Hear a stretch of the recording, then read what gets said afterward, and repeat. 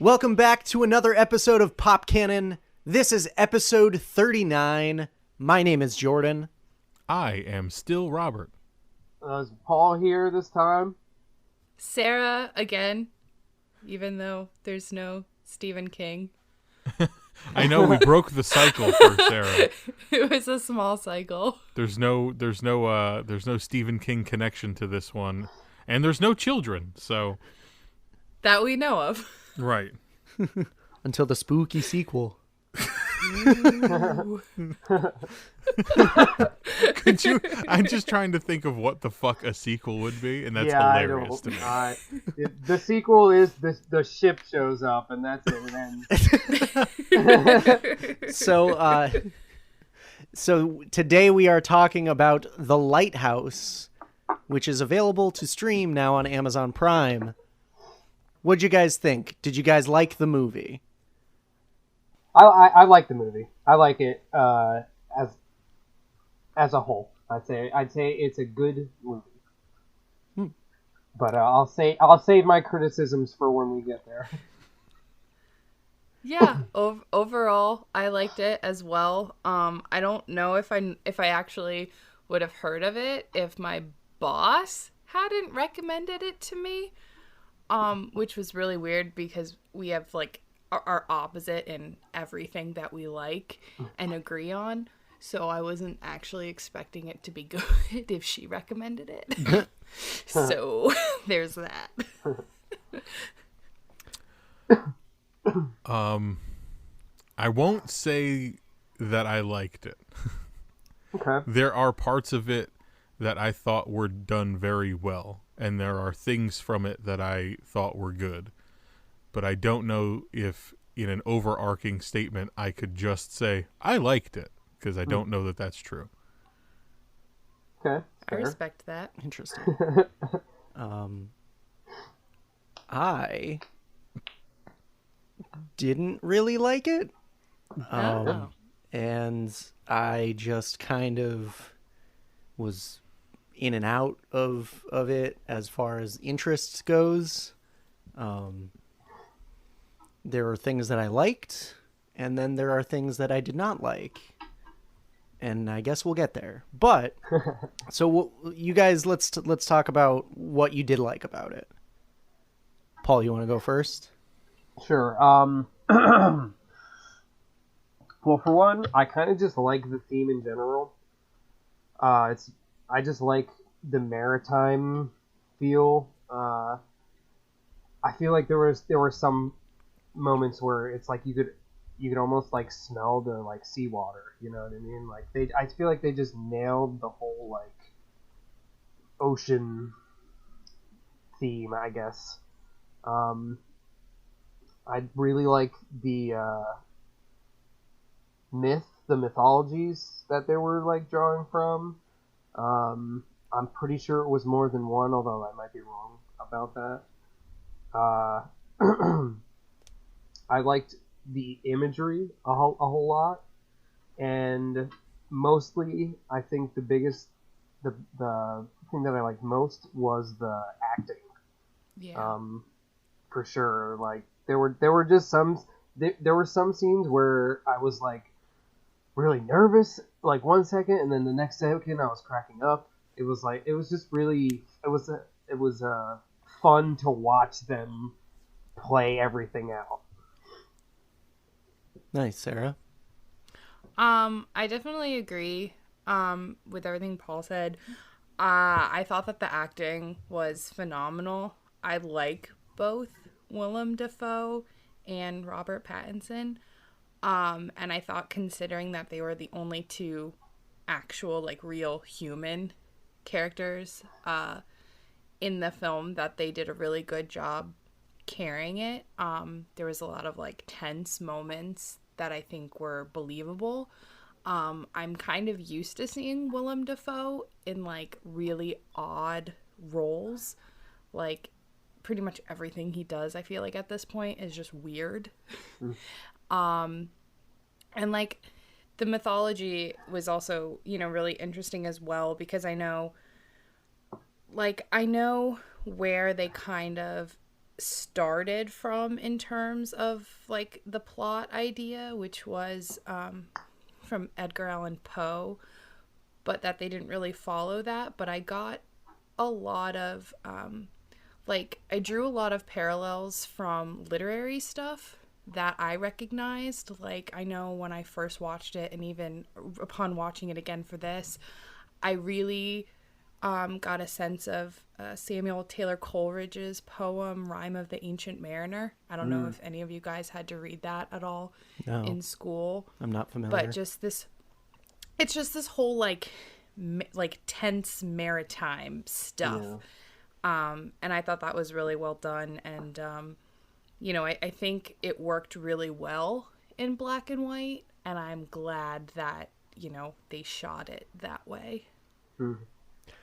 Yeah, like I'm a fan of the technical achievement that they got to do here. You know, it was shot on 35 millimeter film. The aspect ratio is crazy. You know, like I didn't realize that either. That's weird. Yeah. I know like the exposure was a big issue because of the nighttime scenes, because of the cameras. They needed to like have everything super overexposed for it to even pick up stuff. So that's pretty cool. I just like a lot of the cinematography and the imagery too. Rob, anything stick out to you that you overtly liked? I mean, I definitely enjoyed the acting. It's just the stuff that they were saying to each other that like most of the time didn't make any sense to me. Yeah. But them doing it, like the physical going back and forth, and it's just the two of them, and you're going through their day-to-day lives stuck in this fucking lighthouse. Like, I liked that stuff.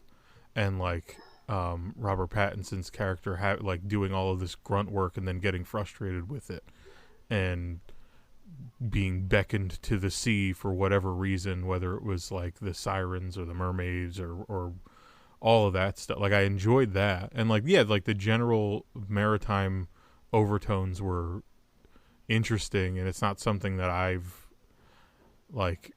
Willem Dafoe definitely wasn't a pirate, so like it was safe that they kept it away from that, you know? Yeah. Because it could have easily just fallen into that kind of hokey bullshit. And it didn't. But I just like I liked most of it. It was just like there was so much. So like I don't even think a word is spoken for like 15 minutes or something like that. It's like I actually timed it. It was like over 7 minutes had passed before anybody actually said anything. Well, and like that goes to a larger point where like the movie was over and I felt like it was 4 hours. Yeah. Like I really was like sitting there like, holy shit. That's a really good point. I remember specifically like Jen and I were like halfway through the movie, and it was a point where they realized the ship hadn't come or whatever, and we looked at how much more we had of the movie, and we were like, hold on a second. But yeah, like something about it like just makes it feel like it drags. Although I guess that's like that's too negative of a term. Like I don't know. Well, no, that might have even been like the point. Yeah. Well, like, I was just gonna say that like I think the reason why. And there were definitely parts where it dragged, and I agree. Even like watching it for a second time, and I was like, "Wait, this isn't over yet." Right. But I think that part of the reason that I liked it, and it kind of goes to what Robert was saying about like the dialogue didn't make any sense sometimes.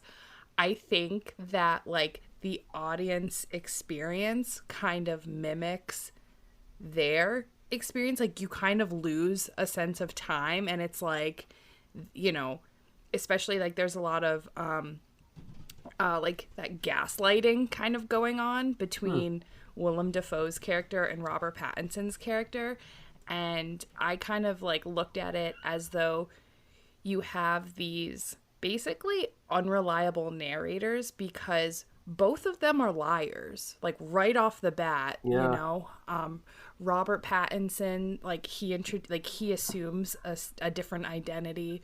Willem Dafoe's character is like just very secretive and just, you know, lies about the work that he's doing and like put shit in his drink and stuff like that. So A it's serial like, killer? yeah, basically. And it's like you don't know what's going on and you kind of lose your sensibilities about the film. And I think that that same type of scenario would happen if you were trapped in a cottage for weeks at a time with limited provisions and nobody, like, you have no company except for somebody who you realistically can't stand. That, and you're constantly like physically exerting yourself every day. Yeah.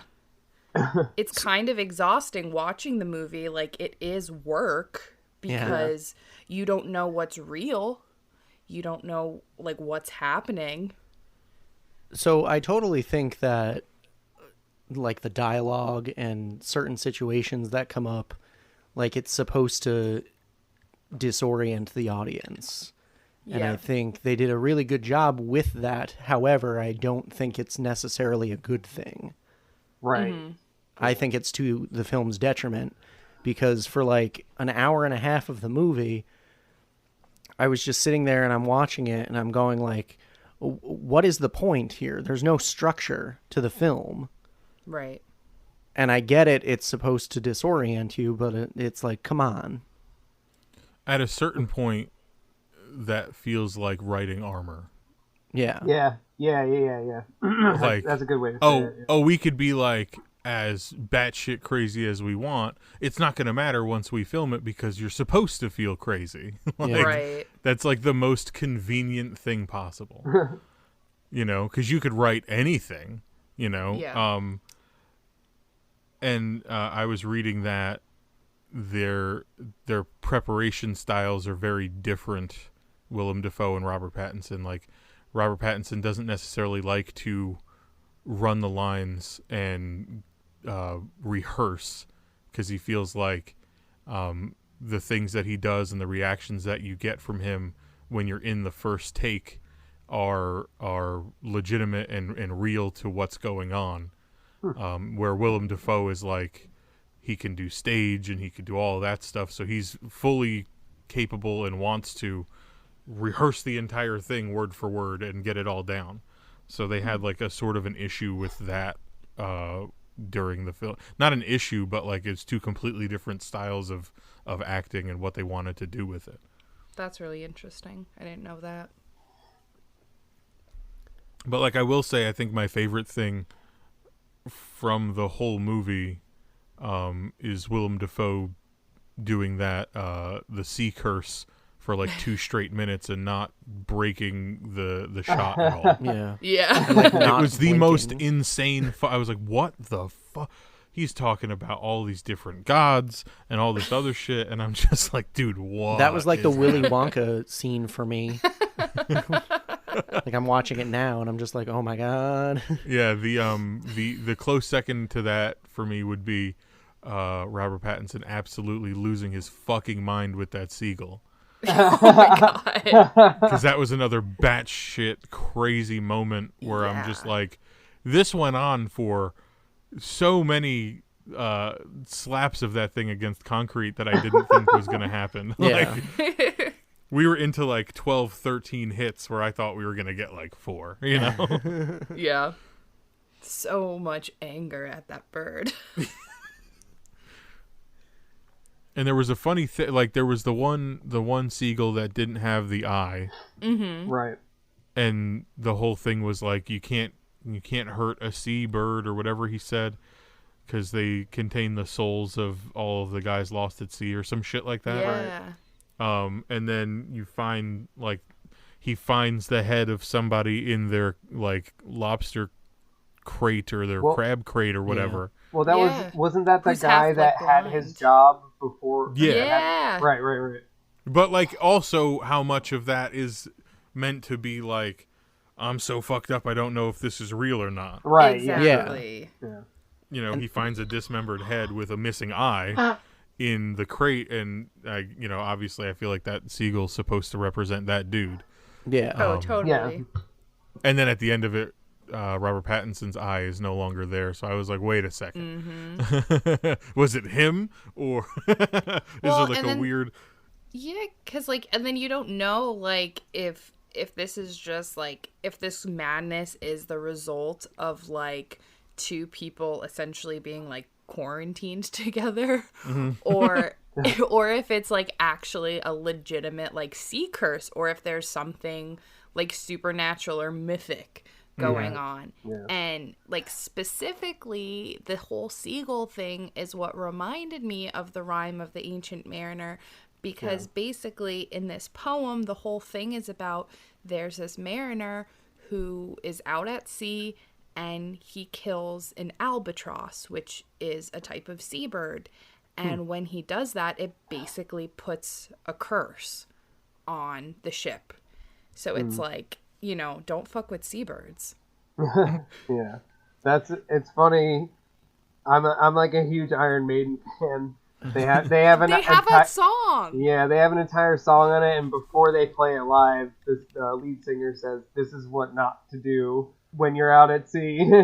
Yeah, that song is based off of that. It's what is it, 13 minutes, right? Yeah, it's a 13-minute song. That's awesome.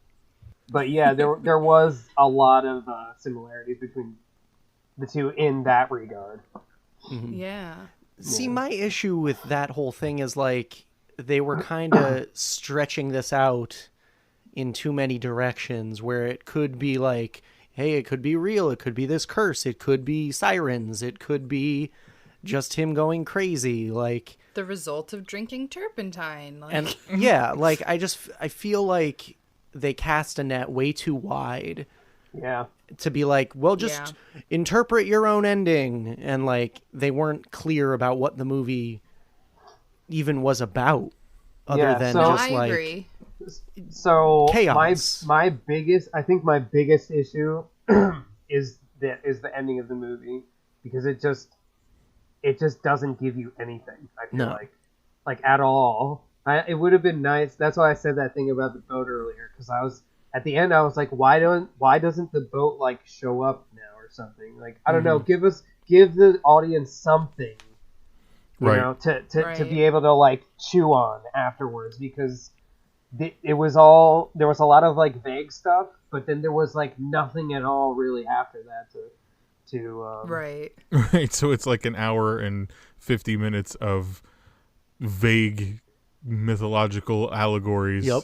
yeah, exactly, And not then- knowing which one they wanted. Yeah. So according to the IMDb trivia, because I read it for everything that I watch. Like I don't watch anything without it. But according to this, let me see, Wake, which was Willem Dafoe's character, it represents Proteus, an old prophetic sea god who was called the Old Man of the Sea, and Robert Pattinson's character Winslow represents Prometheus, a titan and trickster figure who defies the gods by stealing fire, Yeah. which is represented by the light of the lighthouse. Right. Now, are they both in the same story, or are those two different stories? Characters from two different stories, or is that the same? I think Proteus and Prometheus, are they both in? What like is- the same exact. I don't know if they're part of the same myth themselves. If they aren't, I feel like that's a huge like Right? mistake on that. It doesn't Wait, like it so, doesn't say. So what here was the first specifically. one? Proteus and Prometheus. I had heard, like, I've heard of Prometheus, Yeah. gave fire to humans. Mm-hmm. But I had never heard of, like, Proteus prior to. The gods this. were outraged by Prometheus's theft of fire, so they punished Prometheus by chaining him helplessly to a rock. Oh, And right. then Each the day liver, an right? eagle, where Eats each his day an liver? eagle was sent to eat Prometheus's liver, which Okay. would then grow back overnight to be eaten again the next day forever. And then you get those stupid seagulls eating his innards. Yeah. Where it's like everything was vague until that, and they were like, no, let's exactly do that. And Yeah. end it there. Yeah. Like I felt slighted by that. However, what I did like, and I don't know if any of you guys picked up on this, but when Robert Pattinson's character goes up to into the lighthouse to look at the light, and he falls and breaks his leg. I don't know if you noticed that, but I thought that was interesting because Willem Dafoe's character had that bad leg. Yep. Yeah. Well, at one point, I'm just sitting there going, like, is this supposed to be the same person?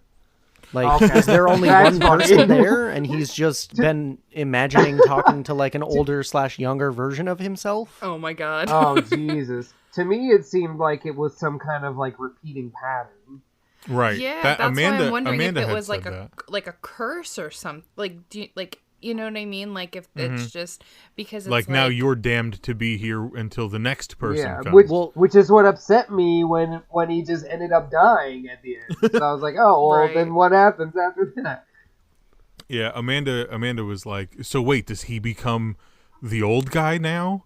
And like now he's in charge of it and all that shit. But like it confused me a little bit thinking about the beginning because they both show up together, right? Yeah. Or like he goes to pick him up is what I'm assuming. But like, yeah, because I don't know a whole lot about like old school lighthouse operations. What the fuck, Sarah? You know what? I can't know everything. But I do know that like a lot of times I think people would do this in shifts. So it's like you're on for 4 weeks, then you're off, and a different crew would go. Because there's this, I forget when it takes place, but the other thing, and I thought maybe this was inspired by it, but I couldn't find anything agreeing to it. I just found out that like it was loosely based off of a Poe thing called the Lighthouse. But there was this mysterious disappearance of these people who kept a lighthouse. I think it was over in like the UK or something. It was on this remote island. Nobody lived there. Sometimes people would take their sheep there to graze, but nobody would stay there because they thought the island was cursed. And I guess from what I remember, like the people just like disappeared from the thing. So it's like when the people came to like relieve them, like, hey, let's, swap spots, you go back to the mainland, like nobody was freaking there. Right. So it's like, I'm just picturing, okay, this next crew is gonna come to relieve them like post-storm, and then they're gonna find everything like in complete shambles and dead bodies everywhere. Yeah. Yeah. I didn't like that Willem Dafoe's characters wasn't done when he was in the ground. Yeah. Yeah. Like he's eating the dirt, and like he clearly died. That was so uncomfortable.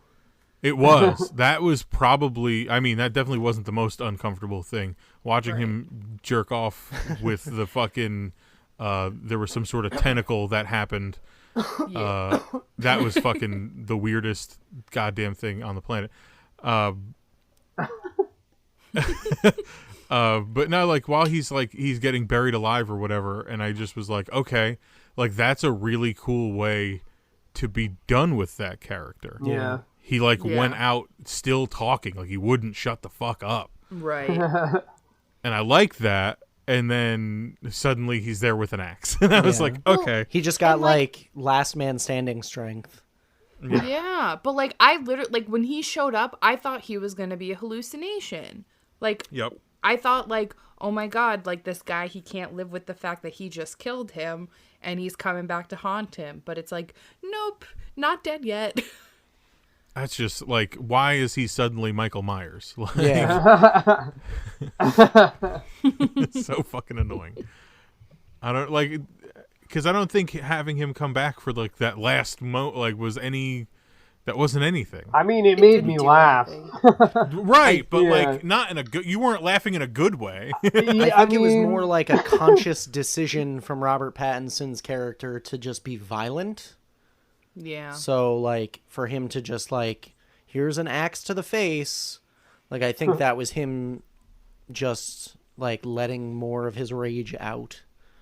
Right. I thought it would be, and this is definitely not something that I thought of while I was watching it at all, but I thought it'd be really funny if he thought it was Willem Dafoe's character, but he killed the people that were going to relieve him. And That then would he's have been stuck there. interesting. See, I think I would have enjoyed that ending much Right? more. Yeah, Me too. yeah. Because then it at least would have, like, kind of confirmed that, like, he literally 100% went crazy. Yeah. Yeah. Like, instead of just this whole, like, what's going on, blah, blah, blah. Yeah. And then there's, like, that definitive, like, he's stuck there. But instead we get the weird, he goes up to the lighthouse, sees the light, and then slips and dies. And apparently in the script, there was no description of what they saw in the light of the lighthouse. So nobody knows. Yeah. Right. It was just described how they felt looking into it. That was it. Huh. Interesting. Which So- apparently was erotic euphoria. Right. I mean, It definitely didn't look like it hurt, is all I'm saying. That's true. there was a lot of, like, naked Willem Dafoe up there, so it was Ugh. probably quite nice, I guess. I don't necessarily know if I can name a favorite part of this movie. I know, like, legitimately, like, I was sitting there, even while I was watching it, just like, well, this isn't my favorite, this isn't my favorite, and then, like, it never showed Never up. got to one. Yeah. I did like the first time Robert Pattinson's character walks into the water,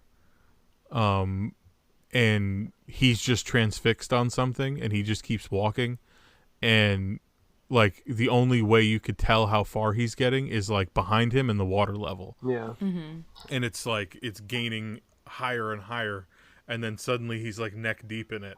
I liked that. I thought that was really fucking cool. I wish that sequence I like all was- the scenes where they're getting drunk together. I think those are the highlights, man. Like it's like what they go from. I think one of my favorite parts was when they literally go from like slow dancing and then Yes. and then Willem Dafoe like almost like kisses him and then they Yes. start brawling. I was like, yo, I imagine if you were there on the set just watching that shit, dude. It was so fucking good. Yeah. That was an awesome sequence. Like like they just lost their shit. They were dancing. Yeah. They were like singing shit, and then they were fucking slow dancing, and he was singing some lullaby to him or reciting a poem or something. And then it definitely, like, from every teen movie that I have ever seen, seemed like they were definitely gonna kiss. And I was like, this movie's gonna take a hard fucking left right now.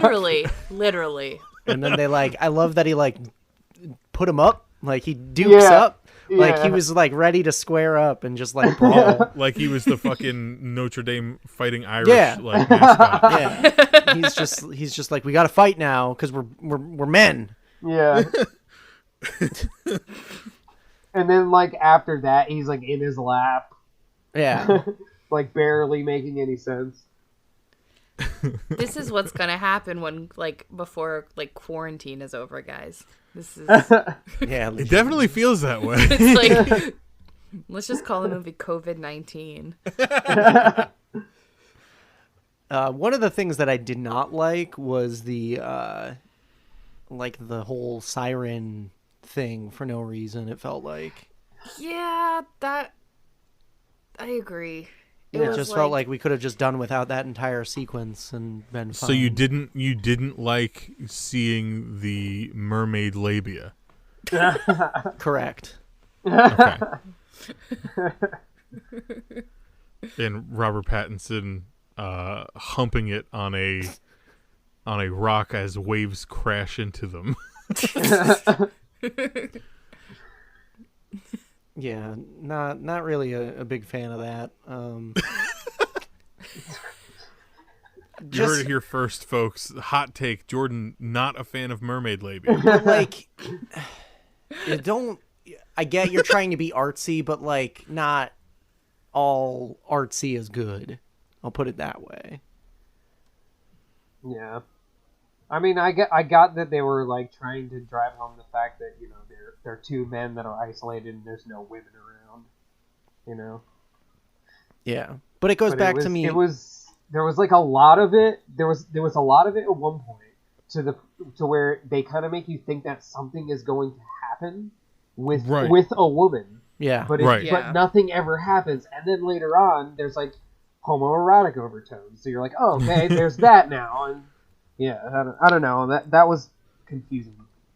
Well, I mean, so you could assume, like, it definitely seemed as though Willem Dafoe's character was able to reach climax when he was up near the light. Yeah. But it did not seem to me as though Robert Pattinson's character was able to do so because he was too distracted by other things. Yeah, the guy that died via he wasn't able to finish. You're right. So there's a frustration there. I don't know if it necessitates axe murdering, but I don't think anything necessitates axe murdering. Okay, fine. That's my like little disclaimer. Like, let's cover our bases here. That's what I live by. Right. It's on my bumper sticker. It's fine. But that goes back to me saying, like, it just casts such a wide net. Yeah, like, they were trying to do so many things and introduce so much mythology that there was likely no mythology at all.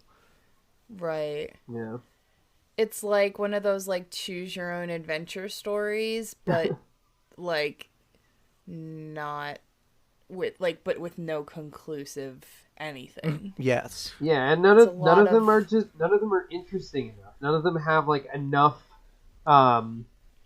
like I don't know what, for lack of a better word, none of them have enough like mass within the they're context, not like satisfying enough within the context of the movie for somebody, because like if you talk about something like, I don't know, Watchmen, which is like a great example of something where people can kind of draw their own conclusions about what happens, like that's just something that does it really well, you know. Mm-hmm. Whereas this is just like, I don't know, because maybe it's this, but there's only like 15 minutes worth of that in the movie, or there's this, and so and like, you know, just the whole thing with the siren, like I think I was just expecting it to play a more significant part, either as like a legit, oh, here's a mermaid, or as a whole, like, you know, some kind of like sexual frustration that comes to a head. But because like he shows up and like the first thing that he freaking finds is that Little Mermaid figurine, and it was like in his bed, in the mattress, and so it's like clearly that was that other guy's too, and you know, that's his like object of, you know, like whatever, he's gonna masturbate to that throughout this whole thing.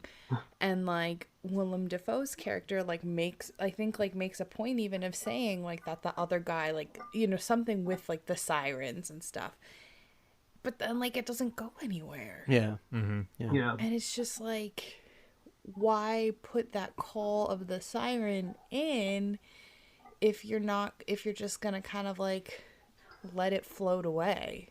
If we're gonna try to, if Robert Pattinson's character at the end of it, like shot for shot, walked back into the ocean towards her, and then just died, that would have been so much more satisfying, right? Because it would have paid off a thing that happened earlier, and then would have made the siren thing at least make semblance of sense, in that, like, okay, that was something that was in his brain that he couldn't get rid of.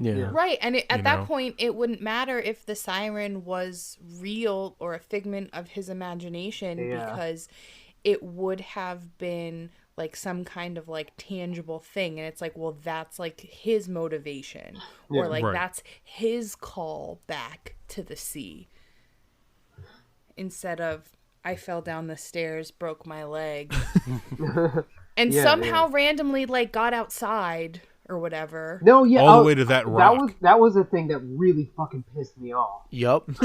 Because like it literally went from him falling down the stairs, and then he was just not even a second later, he's outside. Right. I mean, I'm sure time passed where he like crawled, but can you have like a second of that? Yeah. But even Yeah. like, why would he crawl outside? And so it's like, if maybe he thought he heard another ship and it's like, hey, I'm going to try to get their attention, that's a reason to crawl outside. Yeah. If you want Or- to get away from the dead body of the dude you just axe murdered, that's a reason to crawl outside. Yeah. Or he could have could've heard the siren. Yeah, exactly. Yep. Yeah. So basically what I'm learning from this is that we could write a really good movie. Okay, here's my pitch. It has nothing to do with lighthouses or the sea. I'm sold. Take my money.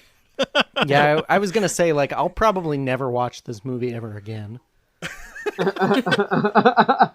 Like, if we're I like that you had to say never and ever in the same sentence, as if somebody was gonna be like, "Well, what about?" And you're like, "No, Yeah. ever." Yeah. I mean, it would be really interesting to like maybe, I don't know, like watch it on like mushrooms or acid or something, and then Oh, see for sure. Yeah. what for sure, kind of 'cause conclusions we draw. and there's a lot of symbolism in the dialogue. There's a lot of symbolism in the cinematography, and you'd probably pick up on that more if you were like stoned in your fucking mind. True. There you go, guys. Okay, next podcast pitch. It's called Acid Watched. It sounds like a rock band. Yeah. But it's episode 40, but we squeeze a 2 in there somewhere. Lil Baby too. Oh god. Dude, that would be fucking crazy. Oh my god. But like I think this was probably like in a theater, this was probably a really good watch because of like it's completely black in the movie theater. And the sound. And the sound would have been like, yeah, you would have definitely gotten all of that stuff. And not that I didn't, but like watching it at home on a Sunday morning and like having the light creep through my blinds, like, like certain things I just didn't see. Like sometimes the screen was just fucking black. Right. Yeah. And I was just like, what? You could hear shit, but I'm like, what is even happening? And like I think some of the blacks were like really pixelated for me.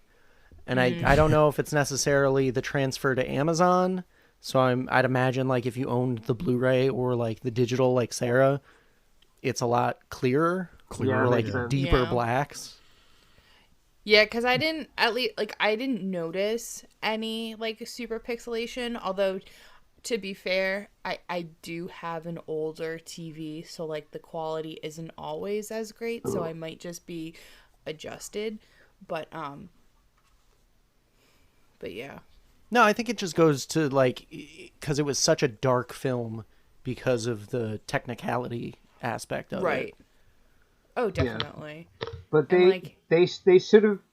I think they should have went to more lengths to make sure that people who are watching the movie from any fucking screen are gonna be able to see what's going on. Because you make a conscious decision to make your movie black and white for the sake of art, and then you're like, oh, well, fuck people. You know what I mean? If they can't see it, they can't see it. You know?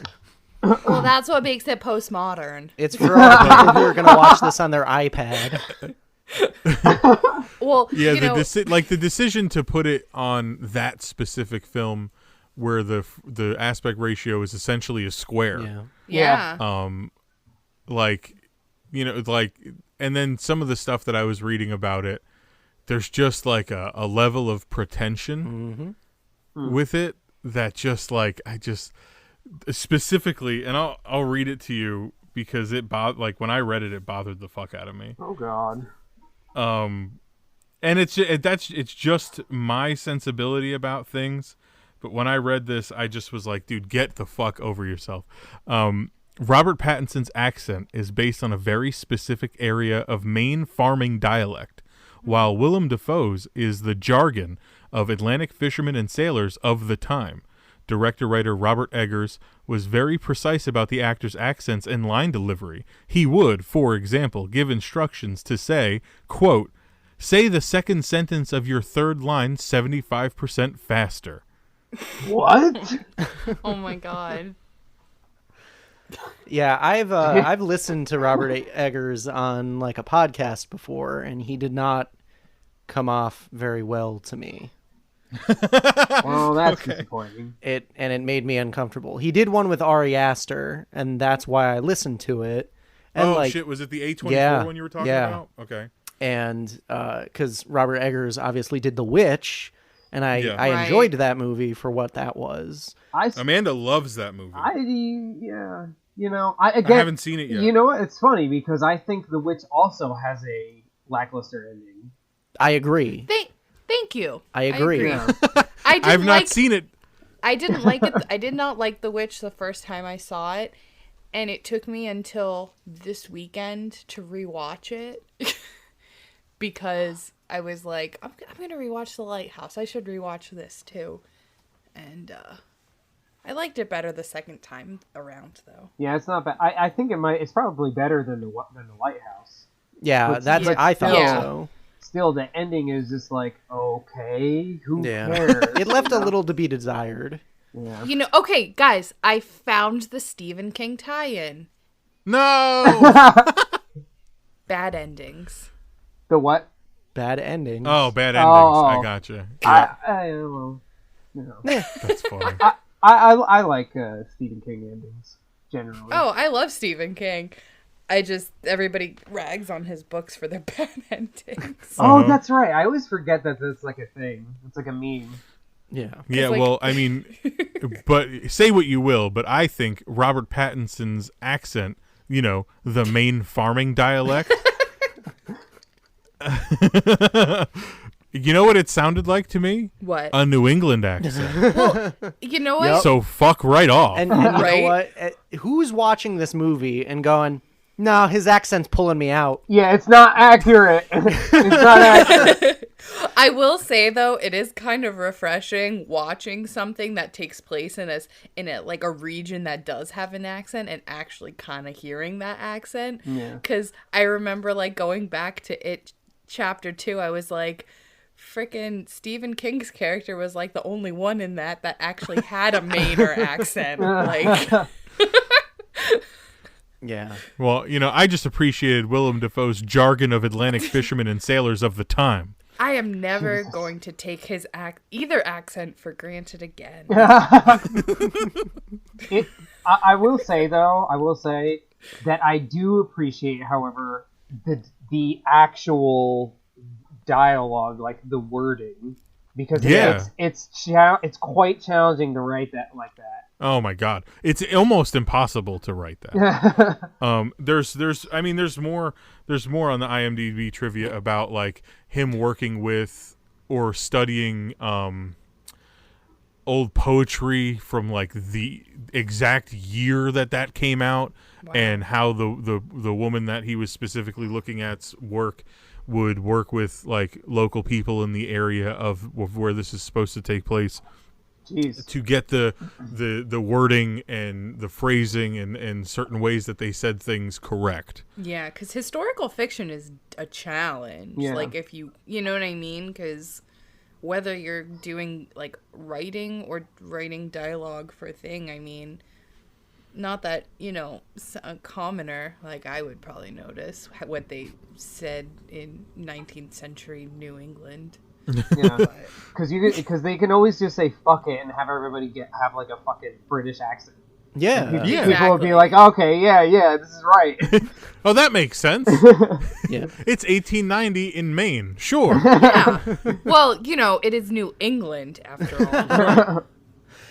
I mean, I'll give him. I admire the work and the dedication. Yeah. However, sometimes I feel like he may be being a bit excessive. For sure. Yeah. Like ultimately, it doesn't matter. Right. like we all just said, if they all had English accents, no one would bat an eye. It would have been the same. Like, I don't know that it would have been the same movie, but it would have not been very different. No. Right. Yeah. But I'm saying it's not going to pull anyone I might have out. actually been able to understand what the fuck they were saying more than half the time. Correct. That very first back and forth of dialogue that they had sitting at the table eating, I have no idea what Willem Dafoe said at all. Literally no fucking idea what he said. I tried to put the closed captioning on after that scene because I went, I'm not going to know anything that they say if that's the rate. I made a conscious decision whether or not I should get up to turn the controller on in order to turn the captions on. And I was just like, you know what? I'm just going to let it go. I'm going to try my best. It probably wouldn't have made that big of a difference, to be perfectly No, not everything No, landed. you would have just read the word lad 600 times. Lad. All right. Any final thoughts on the Lighthouse? It's fun. It's decent. I will say this. After the movie was over, when Amanda and I were discussing how we felt about what the fuck we just watched, she said to me, it's so similar. It felt so similar to that stupid movie your cousin had us watch that one time. And it took me a second. Oh, God. But she wait, said it felt like... Wait, Eraserhead? Yes. Holy shit! That's so fucking funny. Because you know what? It really is like it's like a B David Lynch movie. Yeah. I could see this being directed by David Lynch. Yeah. I would And love nothing it if would it have was been directed different. by David Lynch. Nothing would have been different. No. Nothing would have been the different only if it were difference David would Lynch. be when there's complete silence, you'd hear in the background. But yeah, I think like there's absolutely nothing that connects this to Eraserhead on its face other than maybe the black and white, Right. and just the general what the fuck happened. It's fucking great. I think Eraserhead's a better movie. I do. And that's saying something. That is saying something, because I watched that movie one time like 10 years ago and it sticks with me. Never seen it. I've only seen... Oh my God. I think I've only seen one clip from it. Dude. Well, it's almost impossible to get it on Blu-ray. And when you do put the Blu-ray in, there's a screen that comes up that makes you, before you can proceed, adjust your darkness or your brightness on the screen till you can almost see his face, and then you're allowed to go to the menu. So even in the home video realm, David Lynch is controlling how you view his product. But I guess that's better than just like, oh yeah, you're watching this on the iPad. You know, like... It's just, dude, Eraserhead is such a fucking... I think that movie was enjoyable because there was songs that were sung. I've heard some interesting things about Eraserhead. We should fucking try to nail down a copy of that and review it, because it'll fuck you up. I would be down for that. My final thoughts on The Lighthouse. I don't feel like I wasted my time watching it, but it's 2 hours that I'll never get back. And I guess I'm okay donating 2 hours of my life to... You donated 2 hours for the sake of content for Pop Kannon. Yeah. There it is. Yeah, But I did enjoy the acting. I enjoyed their back and forth. And that's really it. I really enjoyed the New England farming accent, and God damn it. Can you say that 75% faster, but on the back half of that sentence? I really enjoyed the farming accent. Imagine shooting film in terrible conditions, and that being something that you say to somebody. Yeah, really. Oh my God. God damn it. All right. So for Pop Kannon, this has been episode 39. My name is Jordan. I am Robert. Paul is me. Still Sarah. Aye, lads. You'll swab, and you'll swab, and you'll swab till I say you done swabbing. Now why'd you have to go and spill the beans? Oh, fucking spill the beans, dude. What the fuck? What? Why'd you have to go and spill the beans? I guess I spilled my beans. Guess I spilled my beans.